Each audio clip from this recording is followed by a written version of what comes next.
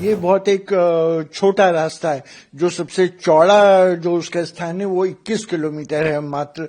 तो समुद्र के हिसाब से बहुत ही छोटा रास्ता है। पूरे विश्व का 20% तेल और हिंदुस्तान का 60% तेल इस रास्ते से आता है। हर एक $10 की वृद्धि अगर तेल की कीमतों में होती है तो इंडिया के विकास दर पे 0.3% की कमी होगी और मुद्रास्फीति 0.4% बढ़ जाएगा। ये बहुत एक छोटा रास्ता है। जो सबसे चौड़ा जो उसका स्थान है वो 21 किलोमीटर है मात्र। तो समुद्र के हिसाब से बहुत ही छोटा रास्ता है। लेकिन इसमें चिंता का विषय ये है कि पूरे विश्व का 20% तेल और हिंदुस्तान का 60% तेल इस रास्ते से आता है। तो अगर ये रास्ता बंद हो जाएगा तो तेल की कीमतों में बहुत भयानक बढ़ावट आएगी। अभी जैसा कि हम देखते हैं कि मई के दूसरे हफ्ते में अंतर्राष्ट्रीय बाजार में तेल की कीमतें करीब $70 प्रति बैरल थी, जो अभी ऑलरेडी बढ़ करके करीब $80-82 हो गई। और अगर ये बंद हो जाता है तो बहुत जल्दी $100 प्रति बैरल पहुंच जाएगा और उसके बाद उससे भी ज्यादा इसमें कुछ बढ़ोतरी हो सकती है। इसके अलावा विकास और मुद्रास्फीति पे भी बहुत बुरा असर पड़ेगा।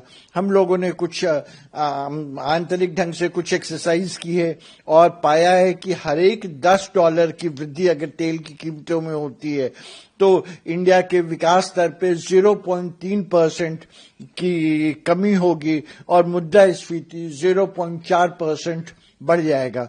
उसके अलावा रुपए की कीमतों में भी कुछ गिरावट आ सकती है। रुपए की कीमत अभी वर्तमान समय में 85 रुपए प्रति डॉलर चल रही। तो बहुत सारे बहुआयामी परिणाम हो सकते हैं।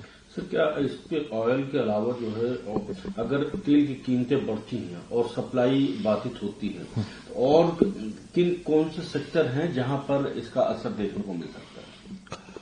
देखिए, तेल एक ऐसी चीज है जो सभी इंडस्ट्रीज में एक बहुत क्रूशियल इनपुट है।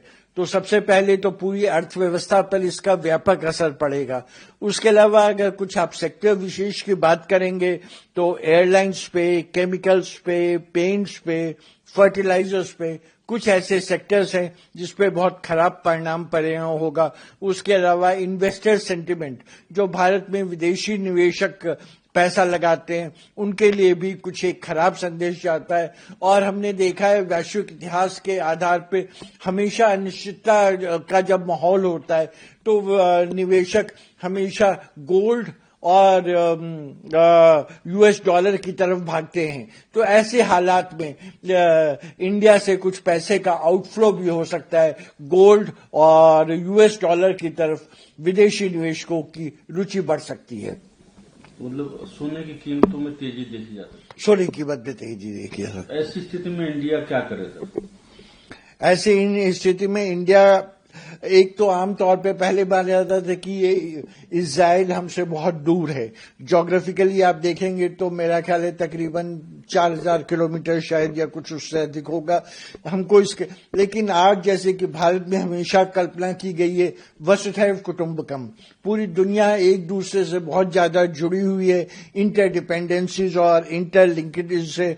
तो भारत को अपनी कूटनीति पहल बढ़ानी होगी, एनर्जी के सोर्सेस को विकेंद्रीकरण करना होगा, अपनी अर्थव्यवस्था पर एक नजदीकी से नजर रखनी होगी और स्ट्रेटेजिक ऑटोनॉमी को एक संरक्षण देने की आवश्यकता है जिससे हम अपना इंडिपेंडेंट स्टैंड ले सकें, लेकिन इन माहौल से, इन चीजों से दूर ना रहें।